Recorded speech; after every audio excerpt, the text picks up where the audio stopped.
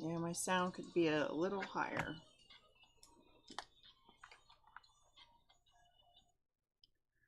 I think my sound for my volume on my mic could be a little louder. Let's look. Testing, 1, 2, 3. Testing, testing. Well, that's as loud as it goes. I'll just turn my volume up. Maybe that's the deal. Okay. All right. So, how's everybody doing? Been working on this one, and then I lost it. Something happened to it. I might have done it wrong or something. I don't know. But nevertheless, it needs to get out there. So I just want to explain just part of it is Mike Adams, and then about halfway through Tucker Carlson, and I added in pictures to Mike Adams because he didn't. It was just like audio on so on that one. So let me find it here. Mad Max, I see it. Okay, let me see what this looks like. Make sure my screen is set up properly. And I just want to say, don't be afraid, just be prepared as best as you can, because it's going to get Mad Max out there. Okay? And I'm not trying to scare anybody, but this is serious. This is really, really serious. And you'll see the White House is not addressing it yet because they don't want to cause panic, and they have no answer. So whether they get an answer or not in 2 weeks, maybe that's what they're counting on, but I think they're all just last week with 2 people. I can't tell you their intentions. Okay, let me see what that one looks like. Yeah, that looks good right there. Okay, is everybody ready? Should I talk for a minute until everybody gets in? Just for a minute? I'll just talk for a minute and then I'll start it. So I heard this on Saturday, I think it was. Saturday. Because he said, I did it on Friday, he says, but he didn't upload it until Saturday. And so, but I had heard about it, ongoing, that, the shutdown of the Nord Stream, there's been a bunch of places that are going up in flames, and you can look that up on the internet. There's been a lot of destruction of the oil, and then also other clean energy or whatever things, because they're trying to get it down to 0 carbon. We're carbon, right? So this is like a satanic agenda to decrease the population. That's what they've come out and said. That Noah Harari guy, Bill Gates, George Soros, all those guys. So, is anybody here yet? I'm just gonna wait to see. Set up on the wrong channel. I put a note in the chat room. Did you see that? What message you did? Okay. Well, I'm sorry to say that I put this on the wrong channel at first, because I have to go certain YouTube channels. I can't chat in those with my main channel. So I have to switch over, and by switching over, sometimes I forget to switch back. Alright, well, let me turn this up and we'll get started. So I just want to say God bless everyone, and I'll be praying for you. And as we get into the winter, you might want to look at your bills and see where you're at, because they're going to start charging probably 20% more than what you were paying last year. Plus, inflation just went up. If you didn't know that, they added another, or the interest rate. I'm sorry, the interest rate. So if you have credit cards, a house payment, car payment, that's gonna, the banks, if you're on something that's not fixed, then that's gonna go up too. So everything's going up. The prices of food's going up. I think Midday said he paid $7.50 for a 12-pack of Mountain Dew. So that's going up. Everything's going up. Hi, Planet X. All right, well, I'm going to get started on this. So like I said, half of it's going to be Mike Adams and half of it's going to be Tucker. And you're going to get the down low on the diesel shortage and what it means to us, and how Europe's going to freeze, and how we're going to have to figure out a way to keep warm this winter, especially if you're in a cold area. Don't count on having enough money to pay for natural gas or a way of getting your groceries, because the diesel fuel trucks are what bring you your groceries. You'll hear about it. I'll hit play. Michael Yon and David Dubine, and those two gentlemen combined with myself, the three of us are, I mean, just honestly say we are the three who are most closely tracking the implications of supply chain collapse for fertilizer, agriculture, ammonia, the BASF partial shutdown that's taking place, the diesel fuel shortages, the temperature changes due to water vapor in the atmosphere, and so on. And I give David Dubine a lot of credit for all the research on that. And Michael Yon is running around the world all the time. Every time I talk to him, he's in a different country, and he's feeding me information on the ground of what's happening in Germany, in Austria, in Thailand. He was in Thailand yesterday when I was talking to him. He's been in Ireland. He's been all over Europe. And then in addition, just want to give a shout out to Christian, the Ice Age farmer, who also I think does excellent work in this area. Don't want to exclude him. In fact, I'd like to get him on. But the bottom line is, if you listen to us four people talking about what's going on with the agricultural supply chain situation and what's going on with global dimming, that is dimming of the sun. And also, shout out to Dane Wigington at Geoengineering Watch because of the weather control systems and the engineered drought that's taking place. You get a very clear picture of what is coming. And it is nothing less than a catastrophic, I'm going to say, partial civilization ending series of factors that are being deliberately put into place in order to collapse the human population.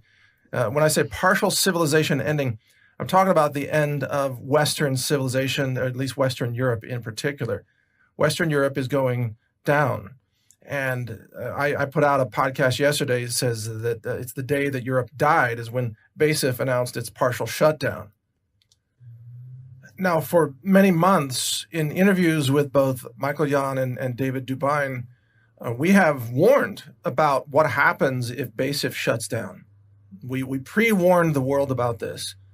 And we said accurately that if BASF begins to shut down, then it's going to be the cratering of the supply chain for ammonia and fertilizer, but also 40,000 other chemicals that BASF manufactures in Germany in a 10 square kilometer campus that is so complex. There are literally thousands of kilometers of linear pipeline running through that facility. It's mind-boggling, and no one person can even understand the whole facility. This is one of the key foundations of modern Western civilization. And not a lot of people have realized that, or maybe they're beginning to realize it, but there are just a few chemicals, believe it or not, and we can just call them molecules, because I don't mean to say that they're nefarious chemicals. Ammonia is not a bad chemical. It just is. It's NH3. Ammonia is ammonia. It's a molecule that is necessary to feed literally 4 billion people on the planet. And it's necessary for nitrogen-based fertilizers and many other chemical processes that lead to the industrial molecules that are used to power or to feed or to manufacture in modern civilization. So if you lose ammonia production capabilities, and Europe is already down 70%, that was before the BASF announcement. So after the BASF announcement, I'm just guessing, but ammonia production may be down or about to be down, let's say 90%. It's an educated guess, 90% reduction in ammonia. Well, that is catastrophic for Western Europe. And with the other chemicals that BASF manufactures and the fact that they're moving their operations to China, essentially, they're growing in China, shutting down in Germany because they can't get natural gas. And the greenies are going insane all across Europe. The greenies are anti-civilization. They want to shut down human civilization because the greenies are against energy. And also they hate the sun. They hate liquid water. They want all water to be frozen. They hate carbon dioxide, which is necessary for photosynthesis. They hate natural gas. They hate hydrocarbons, which are necessary for ammonia, and so on. So the greenies are a suicide cult of insane lunatics, and they are going to successfully commit suicide. The problem is they're going to bring down Western Europe with them. It's already done. I mean, it's already set in motion at this point. I don't think it can be reversed, and there's not even the political will to reverse it. And that's a key element to understand in this, is that we're not in a what-if scenario. We're in a scenario of it already happened. And now it's just playing out. You're just watching the train wreck in slow motion as it plays out. And this is going to impact the world. The fertilizer shortages will impact North America. The lack of food supply will, for a while, until the Europeans just die off. They're going to be importing food from the rest of the world, creating food scarcity pressure everywhere. And then as the freezing and starvation really kicks in across Europe, which is going to happen not just this winter, because they've got some gas in the storage areas to take them through maybe about February. But the following winter, they will have no gas unless they somehow repair Nord Stream 1 pipelines and make peace with. This right here is the Mississippi River drying up and the barges hitting the sand where they can't even get products up and down the river because of the water drought. So not only are we not going to have products and services because there's stuff stuck off of the California, and we're not able to get stuff up and down the Mississippi. If there's a drought, we're in trouble, and it's all orchestrated. Russia and so on, but that's not in the cards anytime soon. And America may just destroy the pipeline again anyway, like they did the first time here. So it's going to be several winters of freezing and starving. Remember the Belgium PM said 5 to 10 winters before we can get energy back online. 5 to 10 winters.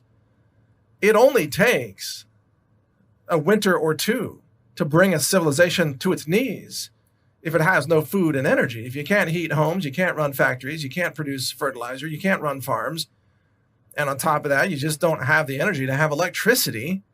So your power grid goes down, which again may not happen in January and February, but it also it might happen as well. It just depends on, how cold it gets, frankly, at this point. And it's going to happen after that, because again, they're going to use up all the natural gas this winter. And then what will they have? Almost nothing. Nothing to run the power grid, nothing to run BASF, nothing to make fertilizer out of. Okay. So this is a world-changing pivot point that has been unleashed. And there is absolutely no turning this back. It's already done. The Nord Stream pipelines have already been destroyed. Gazprom has already cut off the gas. BASF is shutting down operations from here forward. And it's done. So what people are going to be living on is what's in the pipeline right now. So yes, there's food in the pipeline. Yes, there are some crops that have already been harvested that haven't been made yet into, bread and things, cereals. that are going to appear on the store shelves. Yes, there's some fertilizer in the pipeline, although Europe is desperately buying fertilizer from the U.S. right now because that's, well, one of the places they can get it. The U.S. is the third largest fertilizer manufacturer in the world. So there's some stuff in the pipeline, but you have another major problem that has emerged that's going to affect the ability to move these commodities around in the pipeline, and that is the diesel shortage.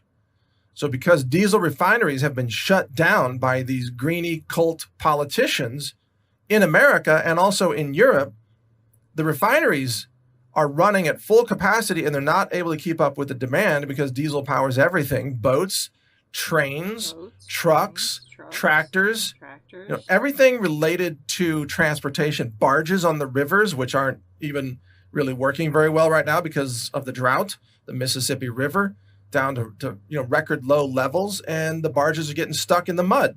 There's just not enough water there anymore. So the diesel shortage is so serious that the Mansfield company that distributes diesel to over 8,000 retail customers across America, the Mansfield company just issued a level 4 red alert especially to the southeast area. There's no more diesel at some hubs, and the large diesel tanker trucks that have to go pick up diesel, they're having to run to different hubs just to pick up the diesel and then to go deliver it to their customers, which might be trucking companies, farms and ranches, big agricultural companies, trains, the railroads, all of it, barges, all of it.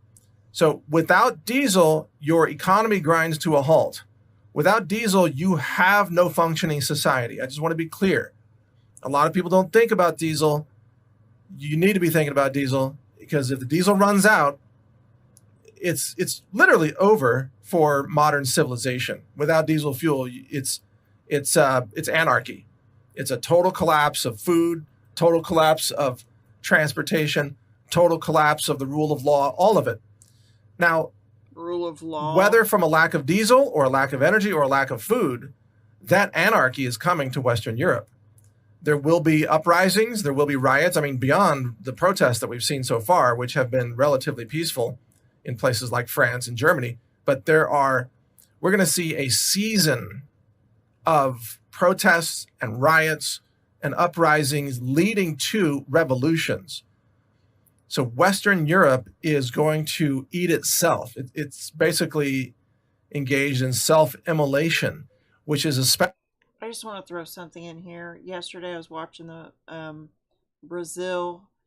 They had just hundreds of thousands of people that were supporting that guy. A lot like our former.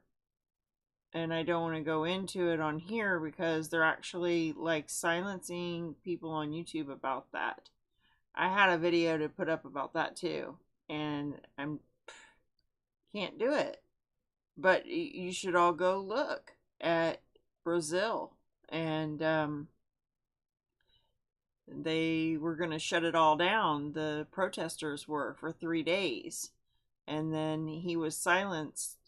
He was silent for the first 24 hours, and then he got schooled what to say or whatever, and there'll be a smooth transition into the New World Order. Especially ironic, considering that the sanctions against Russia that set this whole thing off were designed to destroy Russia, right? These Western NATO countries thought, oh, let's just sock it to Russia, cut off their gas exports to us, and Russia will suffer. No, you are suffering. You are committing suicide. You are destroying your own civilization. You are deindustrializing Europe, from which there will be no return for generations. What's about to happen to Europe, I mean, Putin must be laughing like crazy at this point, because the backfire element in all of this, it's epic. It's historic. They thought they could bring down Russia. Russia's doing record exports and revenues. Western Europe is committing suicide. So talk about the boomerang effect of all time. I mean, here it is. So if you're listening to this in Western Europe and you haven't heard this in the news, You just thank God that you're connecting with this message right now, because you have time to prepare before the masses figure this out. By the time the masses figure it out, it's going to be panic. Just total panic, and then anarchy, and then, social unrest, upheaval, uprisings, revolutions across Europe. You need to get squared away before that happens. That's an electric car. And then just the financial exposure to all of this is going to be epic as well. You've already got a near pension collapse from the Bank of England. And, look what happened to Liz Truss. You've got the euro collapsing compared to the dollar and other currencies, by the way. The euro may not survive much longer. I'm going to be surprised if it makes it through the year 2023, frankly.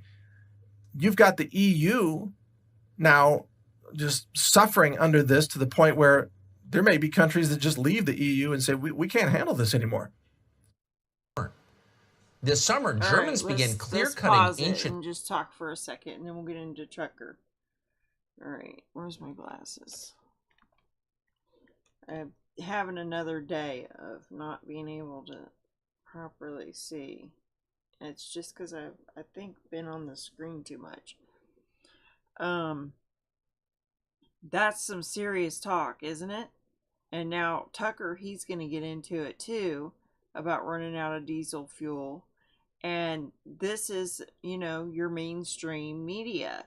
So I don't know how many of the boomers or, people that watch Fox News still, how much they'll pay attention to, what he says here. But they're coming after him too. They've already put what's his name in jail. I can't remember. I didn't watch him much. And they're already suing like Alex Jones several times. And they're taking I can't really say like what they're doing to the whole political thing. Like, to talk politics on here is like dangerous, so I'm just gonna leave that alone.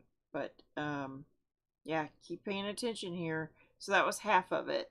We got about 10-12 more minutes. Forests to heat their homes. In Poland, families queued up for hours to buy coal, just like they did 150 years ago. In the UK, the government projected that more than 10,000 Britons will freeze to death, will die this winter for lack of heating fuel. Freeze to death. In England. That is not supposed to happen in a first world country. So Europe is moving backward at high speed, and it's not clear where it'll end.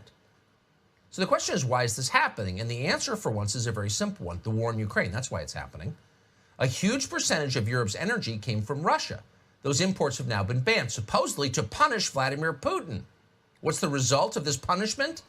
Well, the Russian ruble is now far stronger than it was a year ago. The European economy, meanwhile, is collapsing. Europeans are much poorer than they were when the war in Ukraine started. So how is that a victory for Europe and the West and democracy? Well, that's a fair question. It's an obvious question. But no one in Washington appears to be asking that question. Instead, the Biden administration is doubling down on the self-destructive mistakes that are destroying the European Union. The White House banned Russian oil, natural gas, and coal. It was our moral duty. And then at the same time, the Biden administration crushed domestic oil production here by canceling oil and gas leases. And then, as if that wasn't enough, the Biden administration sold a piece of our strategic petroleum reserve, China, maybe this country's most important resource, to China. None of this hurt Putin in any way. All of it impoverishes the United States. So what could possibly be the justification for doing that? We've wondered. Anyone who's paying attention has had to have wondered that. Well, this week, Congressman Jamie Raskin of Maryland, of Bethesda, answered that question. Russia is an Orthodox Christian country with traditional social values. And for that reason, it must be destroyed, no matter what the cost to us. this is satanic. So this is not a conventional war. This is a jihad. Jamie Raskin said that out loud, but many in Washington agree with him, in both parties. They would like to see World War trans immediately. So what is a jihad going to mean for you? Well, The details are stunning. Thanks to the Biden administration's religious war in Ukraine, this country is about to run out of diesel fuel. According to data from the Energy Information Administration, by the Monday of Thanksgiving week, that's 25 days from now, there will be no more diesel. So what's going to happen then? Well, everything will stop. That means trucks and trains and barges all unable to move. Farm equipment will shut down. There will be no deliveries because there will be no trucks. There will be no diesel generators. And then inevitably our economy will crash because everything runs on diesel fuel. Better not on get your solar panels, beans. not on wind farms, on diesel fuel. Diesel is not a negotiable commodity. You have to have diesel. So what happens when we don't have it? Well, yesterday, Fox's Jackie Heinrich, apparently alone in the White House press corps, asked the White House spokesman, John Kirby, that very question. What's the plan here? We're running out of diesel. John Kirby, standing at the podium, representing the White House, the President of the United States, the administration, the largest organization in human history, the executive branch of government, had no answer. But don't worry, he said. We will be exporting plenty of energy to Europe to help fight that progressive crusade in Ukraine. Watch. This trick to get gas for a penny is going to get banned in the U.S. This ex-programmer got Sorry. fired from his job. I messed up. What are we doing to increase the supply of diesel, given that the Energy Information Administration said as of October 14th, the U.S. only had about a 25-day supply? You have the Northeast and New York already rationing home heating oil. What are we doing to prepare for the winter and to ramp up supply of diesel? I'll take the question on the diesel because I just don't have the data on that in Don't front of me. have So the let me data. take that and we'll get back to you on that. But writ large, the 2 president has weeks. been working very, very hard to make sure that we're that not only are we ready for fluctuations that could come, and of course the prices are going down, and we think that's important, but that we are also doing what we can to help our European friends and partners who are also going to be facing a long, cold winter. We have doubled our commitment. The commitment he made in March for natural gas exports to Europe, we've doubled They don't know that what they're commitment in terms of actual, getting things over there, getting natural gas over there. And we are working with foreign suppliers of natural gas and oil to see if we can't help our European partners diversify their own storage and supplies. So just pause and savor the irony here just for a moment, because now everything is irony. They've been telling you for decades, since Al Gore left the White House, that the single greatest threat to the world was warming. And because of their efforts to fight warming, you are in danger of freezing. And unlike warming, freezing actually kills people, a lot of people every year.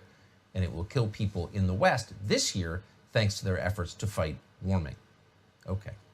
The second thing to notice is the White House spokesman's totally uninterested, blasé response to the most basic question anyone could ask, which is, what are we doing about the fact we're running out of diesel fuel?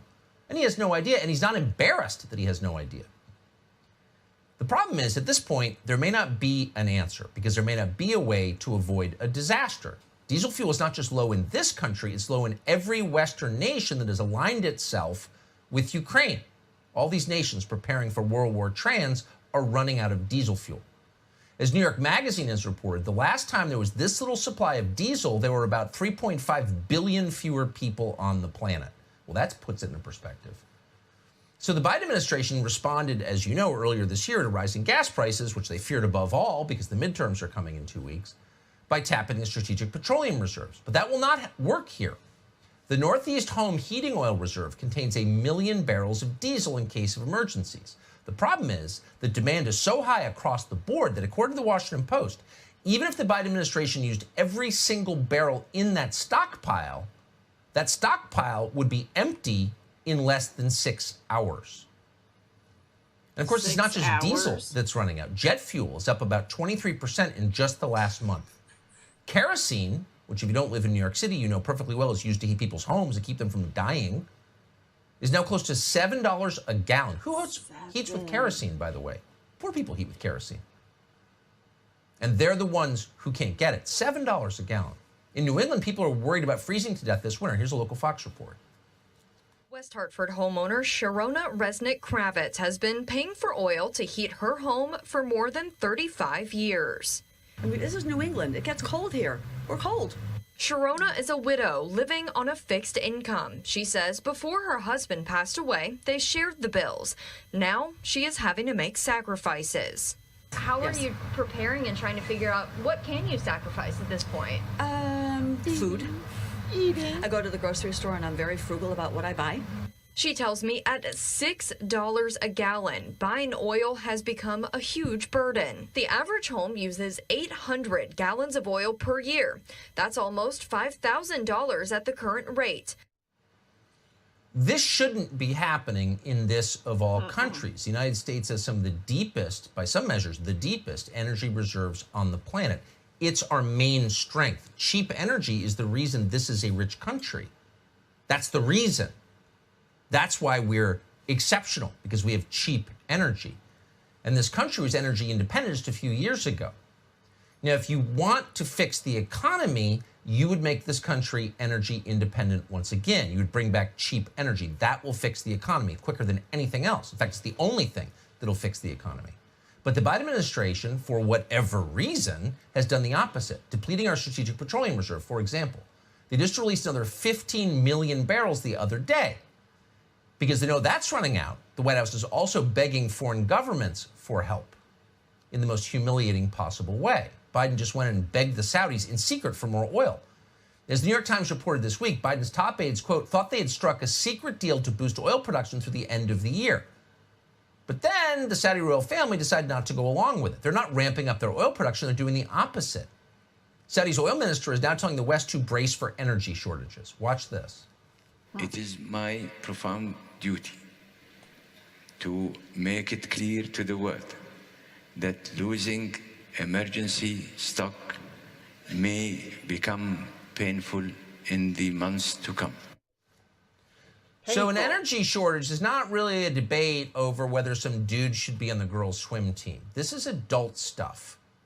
Countries rise and fall on the basis of what energy costs. And when there's a real energy shortage, things fall apart. People die, economies collapse, poverty sets in, systemic poverty, not just in the bad part of town, but in your part of town. So this is a real thing. The problem is the people running the government are children. They not only can't admit what they've done wrong, they don't even understand it. This is Here's pathetic. Karine Jean-Pierre, the glass ceiling shattering spokeswoman at the White House, addressing the question yesterday. I'm anxious to get your thoughts on this New York Times report that U.S. officials thought they had a deal with the Saudis before the president went to Jeddah in Saudi Arabia for his meeting with the Crown Prince.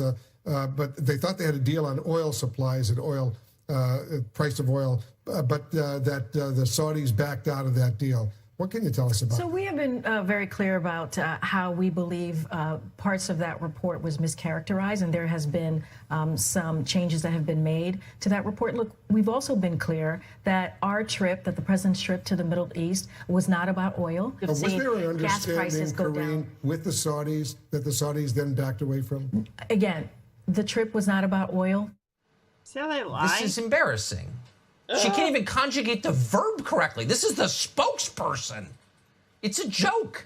She doesn't know what oil is, and she's lying. They're all like that. These people are not capable of running a country this big and this complex, and that's why it's falling apart. Joe Biden is blaming gas stations for high prices. How's Kamala Harris responding to all of this? Well, she's responding to diesel shortage by telling you diesel's bad. Watch. I have a particular fondness, I must tell you, for electric school buses. I love electric school buses. On a daily basis, 25 million children in our country every day go to school on those diesel-fueled school buses. And hundreds, thousands of school bus drivers are driving those buses, which are then these people, these children, these adults, are inhaling what is toxic air. Gosh. So the lady who never had children is lecturing you about children. The person who's never had a real job is lecturing you about energy policy. The woman who told you masks would stop COVID is telling you about diesel fumes and their effect on your body. This is a joke. The truth is, these people are bumping right smack up against reality. And here's the reality. We have 25 days to avert economic catastrophe. Catastrophe is what will happen if we run out of diesel fuel. That's more important than prosecuting a jihad in Ukraine. It's more important than World War trans. Everything depends on this. And we've got 25 days to fix it. Subscribe to the Fox News YouTube channel to catch. What are we going to do, guys? What are we going to do? That's really all I got on that. I hope you all enjoyed the downfall of America and Europe and whoever else depends on this diesel fuel that's not going to get it.